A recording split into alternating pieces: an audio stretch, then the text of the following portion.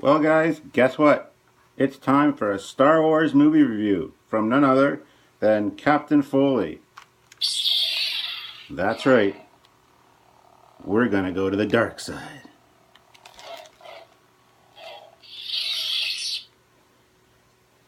Let's begin. That's right, guys. Thanks for handing that over, Darth. Anyway, yeah, it's time for a Star Wars movie review from none other than Captain Foley himself. That would be me. So I don't have the Star Wars Blu-rays, and I do have the original cuts of the movie, but they're on VHS, and I don't have a DVD player, a VHS player hooked up. So we are going to go instead with the special edition widescreen versions, which are fine. I can talk about the differences between the special edition and the original while we go through it, and say what works and what doesn't work. Sorry all you Star Wars fans for the Star Trek background. Usually Captain Foley does Star Trek stuff on this channel. That's why I said we're going to the dark side. But let's get this in and see what we got. So a very cool little loading screen we got here. We got Han and Chewie and Princess Leia and Luke all hanging out down here. Some scenes from the movie. So kind of neat, the Rebel base. So of course I'm going to be doing all the Star Wars movies. But of course I'm going to do them in order. From Star Wars A New Hope to Empire Strikes Back to Return of the Jedi to even The Phantom Menace and beyond. So they will all be covered, don't worry. But yes, they're going to be done in the order they were released in. Okay? So.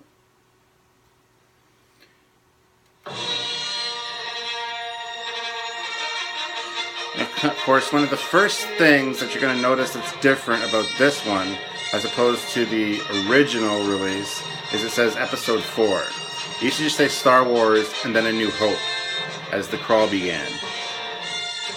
I think it's a great addition. So it's one of those things that in the special edition, I don't mind. A lot of people bitch and complain and moan and whine about the special edition added additions. And some of them are fine. Some of them I enjoy. Some of them I prefer. Not necessarily always the case, but we will get into that as it happens. So, to be honest, this is actually one of the things that kind of irritates me about the Star Wars movies.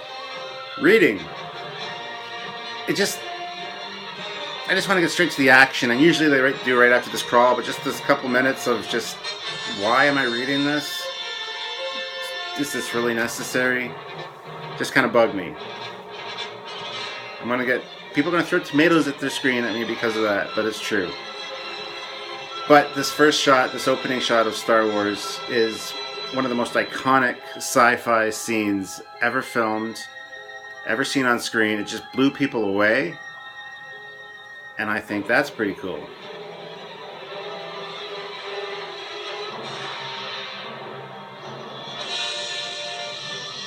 And of course, this video is probably going to get flagged by YouTube for copyright infringement just because of the music.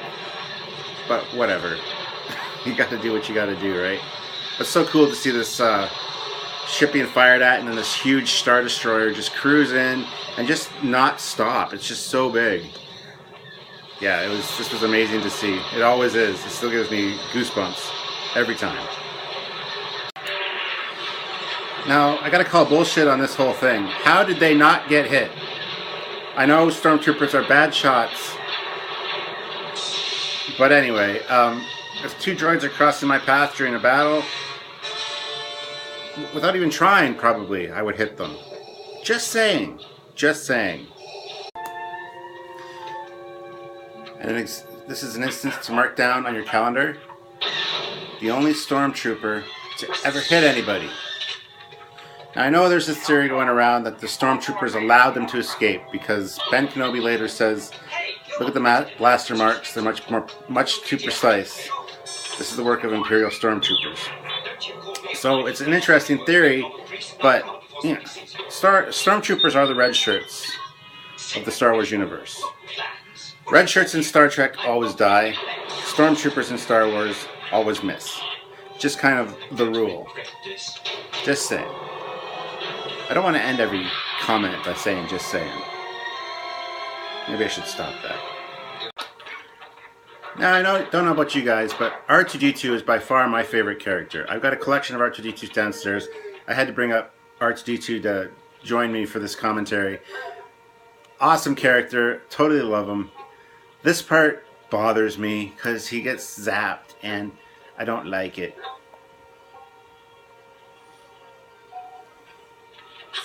But R2 is by far the coolest Star Wars character, namely because he's in absolutely every one of them and he knows everything that's going on.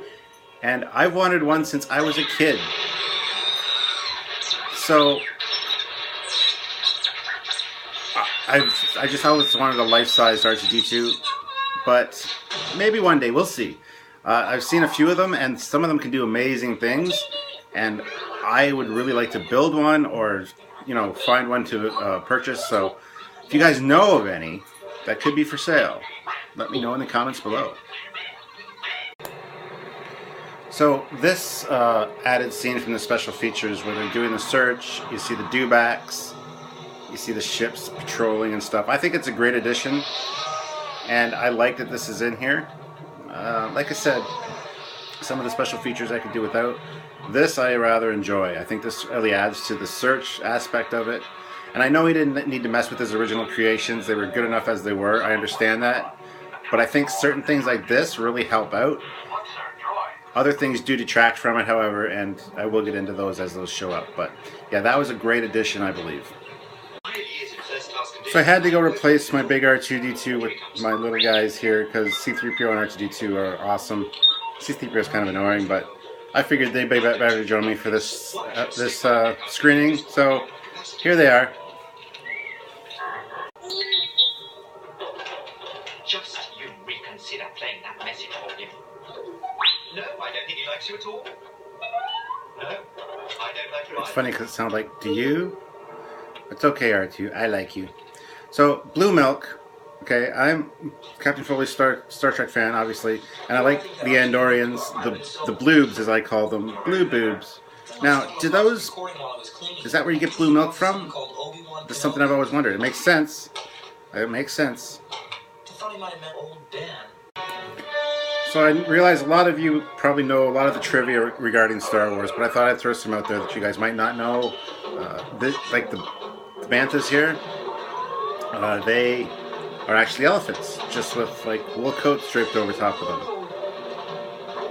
Makes sense, right? So this scene bothers me because that where he's lifting up his staff, it's wound back, it's repeated, and it's really irritating. I don't know if they can fix it, but they need to fix that because it's something that's I've always noticed it, and it's always bugged me.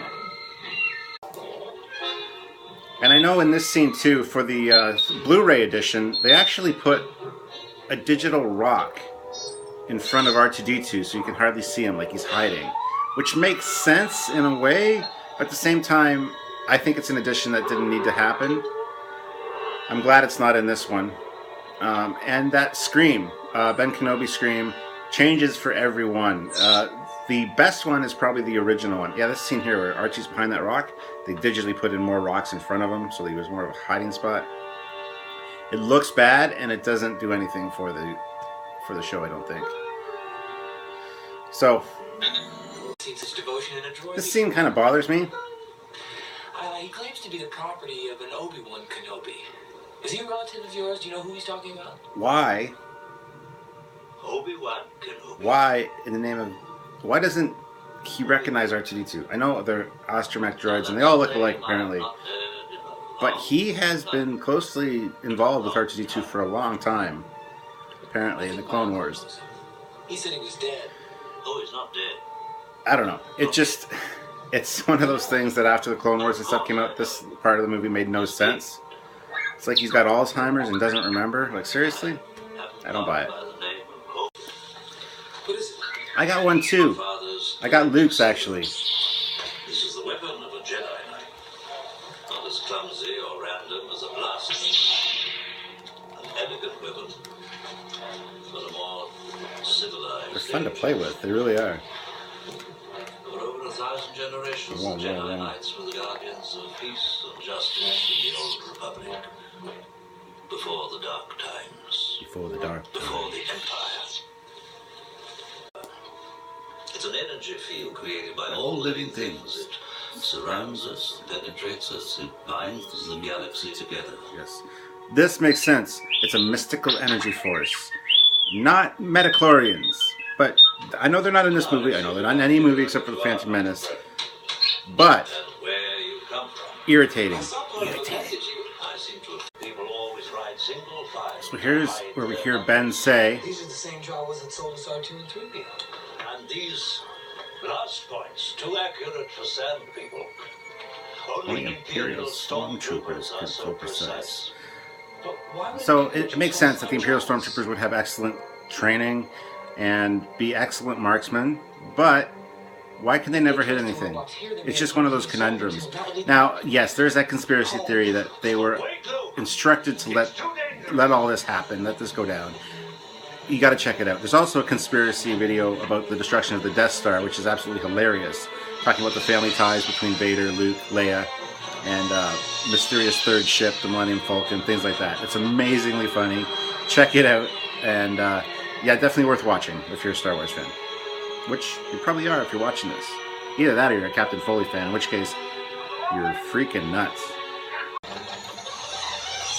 This added scene is unnecessary. A little bit of this coming into the city is alright, but they go overboard with the silliness factor of it all. The jokes, the comedy, they just... And there's a scene where a huge giraffe-like dinosaur walks in front of the camera. When the original scene, you saw the speeder pulling up and you saw a droid roll by, like an R2 unit, but with like a white dome, I believe.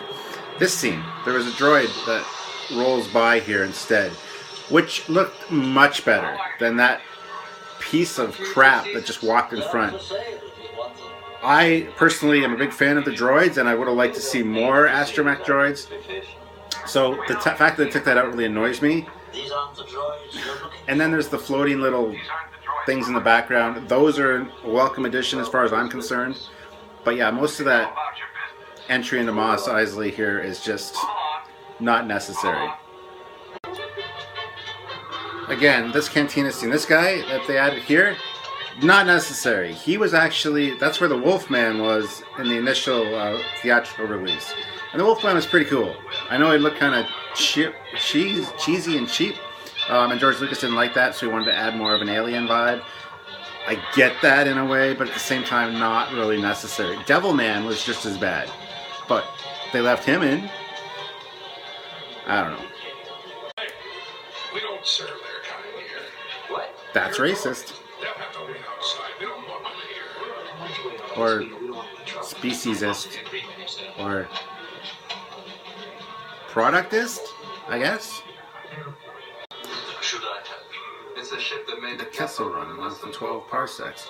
Now, there's a big thing that parsecs are distance, not speed, but they explain it in one of the novels. The Kessel Run is actually a race that involves a wormhole or some kind of gravitational phenomenon, and the Millennium Falcon skirted very close to it and got slung around and cut basically 12 parsecs off of the time for the race. Something along those lines. I'm not a huge on the expanded universe, but it is explained and it makes a lot of sense. So check it out. Look it up on Google, the Kessel Run and explanation 12 parsecs, something like that. You'll be able to read about it. I can't remember what book it was in, but it's something to definitely look into because that always bothered me, because a parsec is this measurement of space or distance, not time. So, interesting fact. I'm full of them. And other stuff. And here we go for the most famous controversial thing ever in Star Wars history as far as remastering goes. Yes, Han Solo shot first. As a matter of fact, I don't think Greedo even got a shot off in the original one. And that makes perfect sense for Han Solo's character, especially considering the situation he's in. Now, for George Lucas to change that, because this is a movie that kids enjoy and they didn't want to endorse violence or murder or whatever it was, it's just fucking stupid. And to add the little head bob at as Greedo fires, is ridiculous as well. They actually shifted his head over. I don't know if it's for this one or if it's for the Blu-ray. I believe it's just for the Blu-ray edition. But let's just see in 1 second here.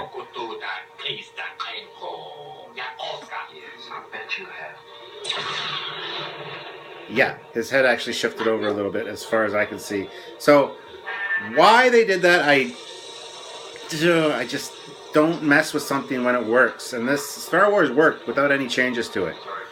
The odd little enhancement here and there, I totally get. I understand, George. But to start messing with things and altering history, as it were, does not sit well with anyone. Disney, I know Disney, you need to release the unaltered versions of these. A lot of fans are going to want them. I personally don't necessarily need them. What do you mean? I prefer a lot of the enhancements in the special edition, so I'm willing to overlook a few things. But it would be nice to have the option to get them, as I probably would. It would be awesome to actually have the choice when you put in the DVD or the Blu-ray to select unaltered theatrical or enhanced, and actually be able to switch at certain points to see the comparison between the two. I think that'd be amazing, and Disney needs to really get on that. Now, a little interesting fact here too: the guy that's following them with the the nose is actually a Bothan. Now, in the end of the movie, we hear that many Bothan spies died to get them this information. So the Bothans are well skilled at getting information and selling it. So that's a Bothan. This scene needed to be added back into the movie. I'm glad it was put back in. Now, of course, we all know that this was originally a human actor playing Jabba, and when Han Solo walks behind him, they had to cut him out to have him step over Jabba, which is something he would probably do. But to do that to a gangster is kind of dangerous. But I got to admit, when they released the this version, they enhanced Jabba the Hutt so he didn't look like claymation, because the first version of him in the special edition was atrocious. This looks very realistic, very good. So good job on that. I don't know if they altered this scene at all for the Blu-ray, but if you know, please put it in the comments below. But I think they did a good job putting this whole scene back in and doing this. It seems a little iffy. You're going to do that to a gangster with all of his henchmen around. I'm just saying. But good job on putting this whole scene back in. There are a few deleted scenes which we'll kind of discuss as they come up that should have been put back in my opinion, and need to be put back in at some point. But that's just my opinion. And you're here, you're watching this to hear my opinion, whether you like it or not. To be honest, the addition of Boba Fett here was not necessary, but cool. So yeah, here comes Mr. Bothan Spy. There he is. They got the long snouts. I don't know if that's a mask or if that's their actual appearance. Pretty sure it's their appearance, but... An interesting fact, the dice that are hanging here are the same dice that were used in the game that he was playing with Lando Calrissian, in which he won the Millennium Falcon. So that's why they're hanging there as kind of a good luck charm. Now, a lot of this information that I'm telling you guys is just stuff I've learned over the years, or have heard, or whatever. Some of it may be a little wrong or erroneous, and I apologize for that. By all means, check out anything I say, though. Most of it's pretty legit. I haven't really brushed up on anything before watching these. This is just how when I watch this movie, this is the things that pop into my head, and that's what I want to share with you guys. So just please understand that. This scene as well, where they enhanced it and made the Millennium Falcon take off out of the bay. Beautiful addition. Definitely a change that I approve of. Captain Foley approved. Thumbs up on that one. Make calculations to the jump to light speed. So he's making the calculations to the jump to light speed with the computer on board. Makes sense, navigation computer. Now the astromech droids, like R2-D2, are actually navigation droids. That's why when they plug them into the X-Wing, they're the ones that are responsible for calculating the hyperspace jumps. They can store up to 10 sets of hyperjump coordinates, and they do on-the-fly calculations and whatever for hyperspace. So he's got an astromech droid there. Why doesn't he just use them? Because it probably would have been a lot faster. Maybe. I don't know how fast the Millennium Falcon's computer is for that kind of thing. But that's something interesting I learned not that long ago about the astromech droids. So I thought I'd share that with you guys as well. We've entered the And a little interesting fact as well here. Grand Moff Tarkin, who was Christopher, not Christopher Plummer, what's his name? Christopher Lee, I believe. Anyway, his boots that they ordered him for this scene were too small for his size 12 feet, so he's actually wearing slippers during these scenes, which you never see, so it doesn't matter, but yeah, just a little comfy, warm fact. And another thing I was as a kid, these things on their rank or service medals, whatever they are, they always look like packets of chiclets to me as a kid. Just colored chiclets. You just want to like pull it off, pop out some gum, put them back on your shirt. Maybe that's what they are. It's for when you have an important meeting and you need to have fresh breath. You can just pop off your rank insignia and just, you got gum. I don't know. But that's always what they look like to me. And I still see that every time I see these uniforms. I felt a great disturbance in the force, as if millions of voices suddenly cried out in terror and were suddenly silenced. Don't worry, guys. That was just everybody getting word that JJ was making another Star Trek movie. For the second one. Yeah. No, I think J.J. Abrams is going to do an awesome job with the new Star Wars movie. He's a Star Wars fan. He's held true to what he loves, and that's great. He hasn't altered anything really in Star Wars that's, like the Millennium Falcon. He shouldn't have got his hands on Star Trek, but that's another video. JJ Star Trek sucks, and here's why. Check it out on my channel. But I think he'll do an amazing job with Star Wars. Or else. JJ, don't mess with the dark side. Yeah, but like I said, I think he'll do an awesome job, and I'm hoping that he does. So, it's my 2 cents for what it's worth.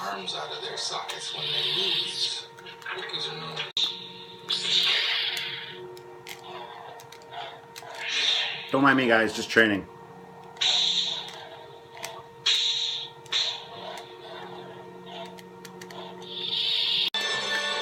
See, an interesting fact. You know the little pouches you see on the back of the Stormtrooper outfits, the little canister?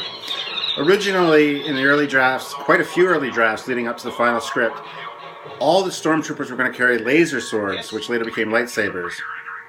Now, that's what that pouch is for, to actually store the hilt, the handle of the lightsaber.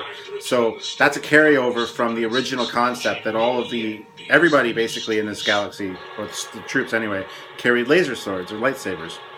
Something I learned like last night actually, and I thought I'd include that for you guys. Another interesting expanded universe fact is that Han Solo was actually an Imperial officer at one point, and so he knows all the Imperial protocols, things like that. But the reason he's not an Imperial officer anymore is because he saw Chewie being mistreated, because the Imperials use Wookiees as slaves. And other Imperial officers were mistreating Chewbacca, and Han Solo couldn't take it.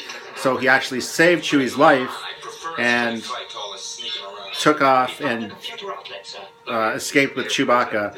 So he's actually an ex-Imperial officer. So he knows all their protocols, things like that. So that's an expanded universe story as well. Take it for what it is. It's just an interesting fact that that I've learned over the years, and it's something that it makes sense to me, because he would know their procedures as far as, if I got a faulty whatever, blah blah blah. So don't ask me what book it's in. Don't ask me what story it is. I've read a few of the different ones over the years, but I can't remember exactly what anything was. Please, in the comments below, leave it for me, because I wouldn't mind reading it. But that is a fact that is a fact, and that's a fact.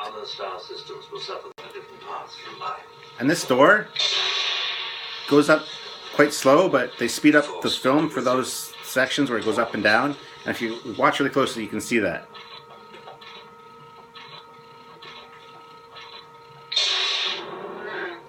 Anyway. Another thing that makes these Star Wars movies really work is the fact that they're based on old fairy tales. A long time ago in a galaxy far, far away. A long time ago in a land far, far away, right?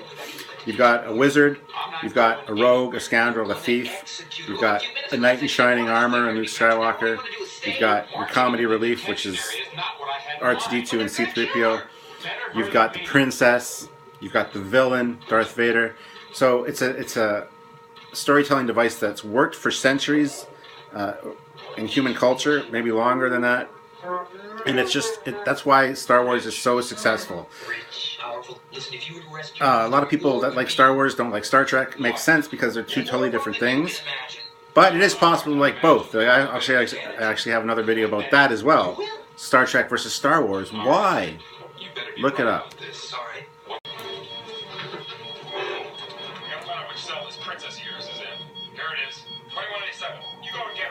This scene, well, part of this scene, totally improvised by Harrison Ford, or improv. Everything's under control. Situation normal.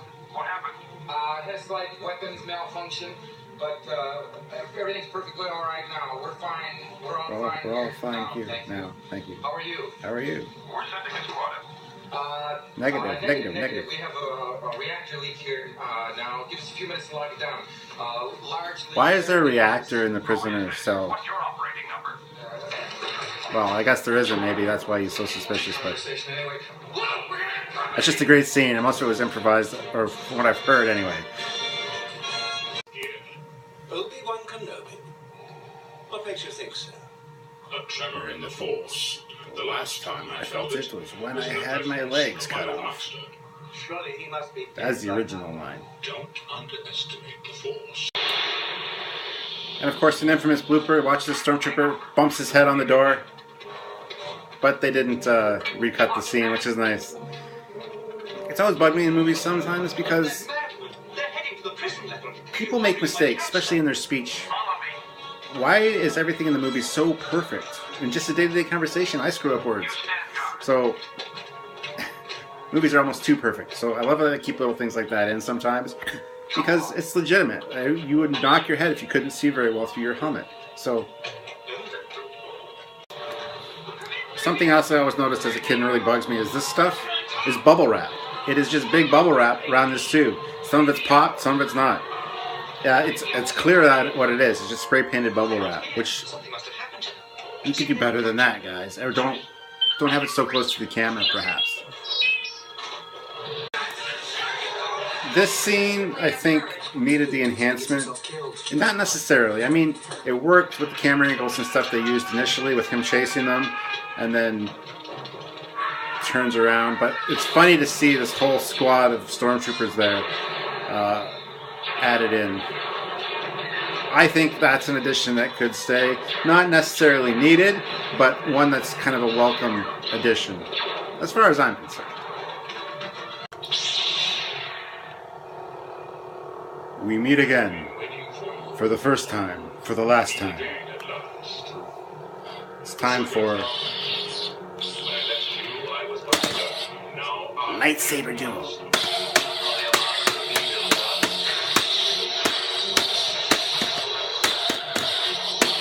Remember our last lightsaber duel? We were jumping around, spinning, doing a whole bunch of crazy stuff. Yeah, man, we got old.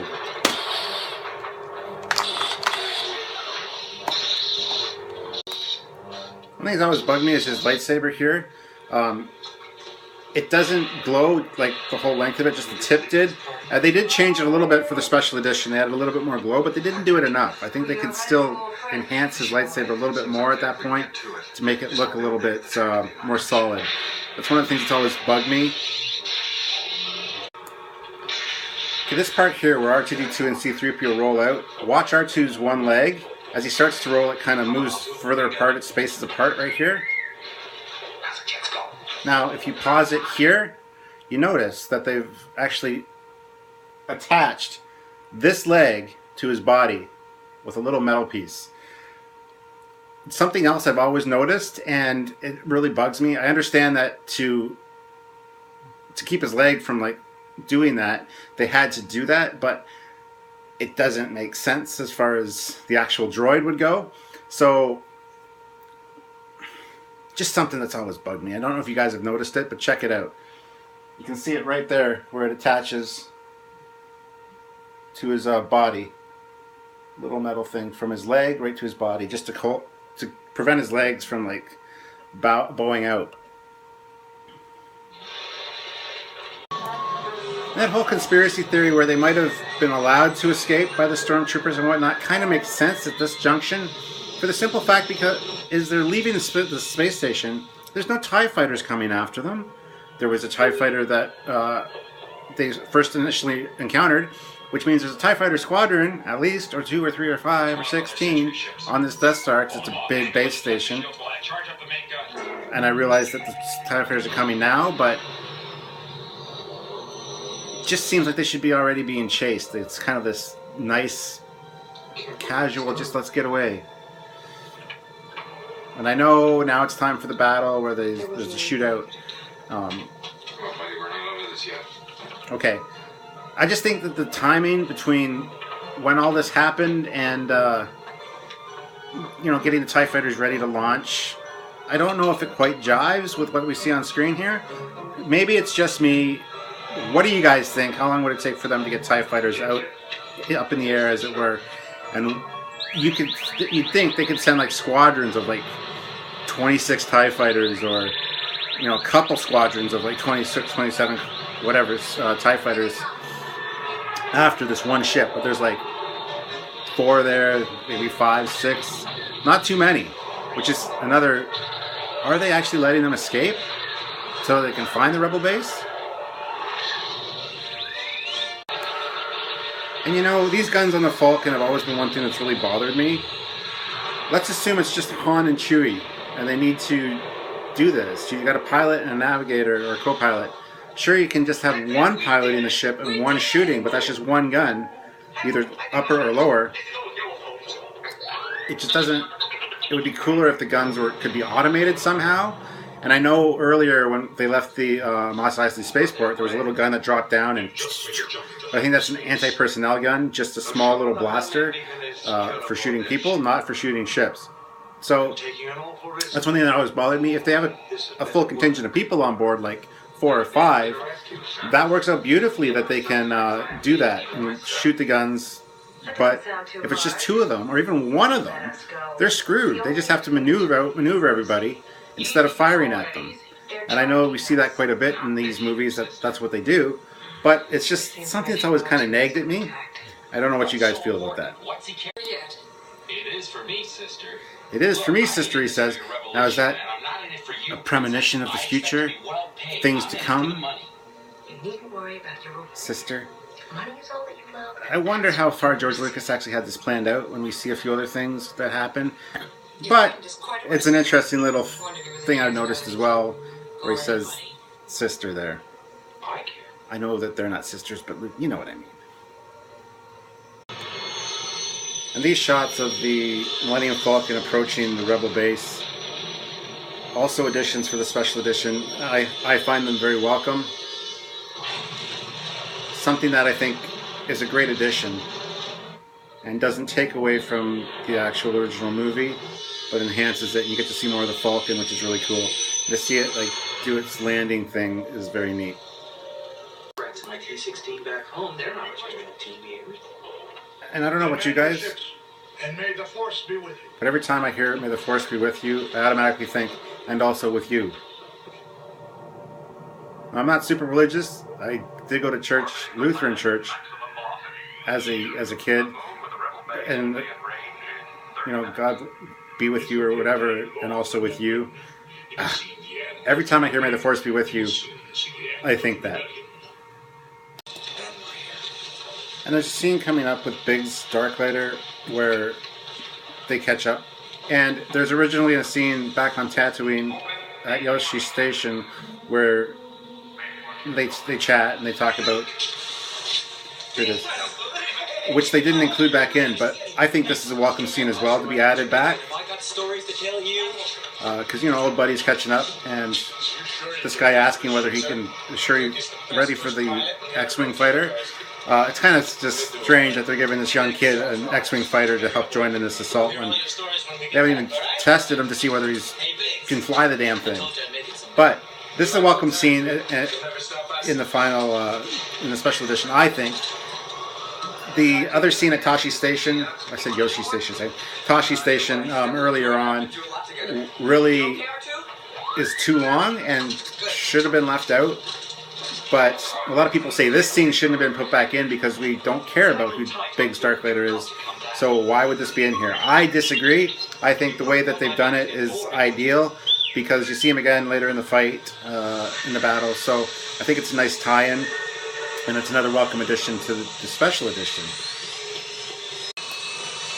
Another interesting fact about the X-Wings is that their proton torpedo launchers can hold 3 torpedoes for each launcher. There's 2 launchers, so a total of 6 torpedoes, 3 per cartridge per side.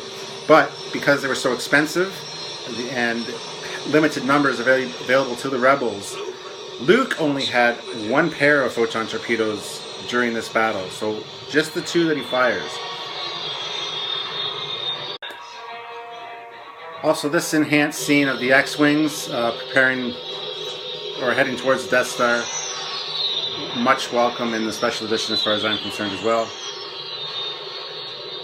So I don't have a problem with a lot of the special edition features. Some of them, yes, but overall I think a lot of them just enhance a good film. They're not necessarily needed. You could watch the original draft of these movies and be happy with those. But I think these add just that little something that I really enjoy. So I personally really enjoy the special editions. And I don't know if I necessarily want to watch the theatrical version again. That being said, they were awesome. That's what I grew up on. That's what I have memorized. So when they add additional things, you kind of like get thrown off for a second. But I have them on VHS. Don't have them on DVD because they're not available. And I didn't want to hook up a DVD or a VHS player, to watch them. So this is what we're watching. And I don't have the Blu-rays, so I can't watch those. And it's always funny. Porkins, and he's a big fat guy. Porkins was initially supposed to be like a pig creature, but the prosthetics didn't work.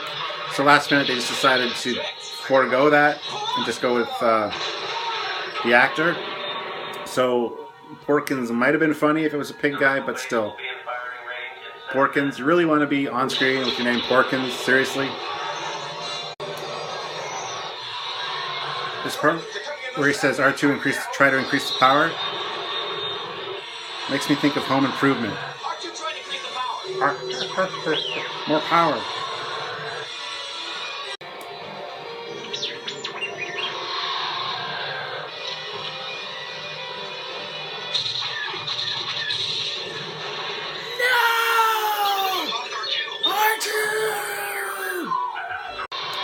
And this part coming up, where the Millennium Falcon fires at the TIE Fighter, this goes back to what I said a little bit earlier. All of a sudden it gets shot, and it's like... So I assume that Chewbacca is shooting that cannon.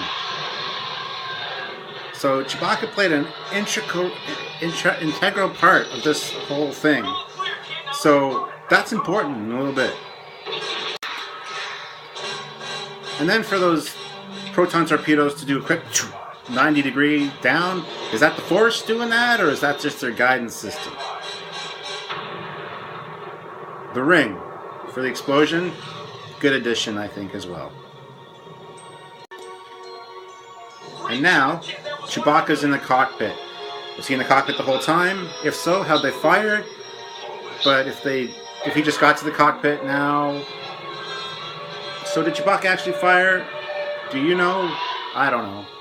Let me know in the comments below if you do have an answer for that question. R2, can you hear me? No! Say something. Poor You can R2. repair him, can't you? We'll get to work on it right away. You must repair him. Sir, if any of my circuits or gears will help, I'll gladly donate. He'll be alright. You know that none of your stuff works on an astromech droid, so don't even play the hero like that, C-3PO. Seriously?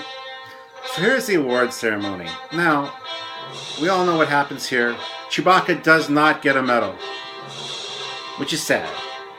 But if Chewbacca was integral in that whole battle sequence where he actually fired the cannon that took out that TIE Fighter, he deserves a medal. Even, well, I was going to say, even as a co-pilot, he deserves a medal, but that's kind of iffy. I can see why they might not have given him one, but overall, I say that's racist. or speciesist. We've already gone over this. That he doesn't get a medal. And I gotta say, Carrie Fisher looks damn hot in this dress with the low cut. So yes. What do you think? Do you think Chewbacca should have got a medal as well? And do you think he fired the winning shot, as it were? Let me know in the comments below. This is it for this review, pretty much. You're just going to see a brand new shiny R2-D2 real soon, which makes me happy because I love R2-D2. So this is it for this review. Thank you guys for tuning in. I'm going to be doing all the Star Wars movies in order, so stay tuned for the next one, which is The Empire Strikes Back, of course. Shiny. And thank you for tuning in. This is Captain Foley signing off until next time. Bye, everybody. I gotta wait for my applause, though. Hold on. Yes. We need the Captain Foley applause for my commentary. I notice everybody applauses after he, screams at them. Alright, guys. Thank you for tuning in. See you soon. Bye.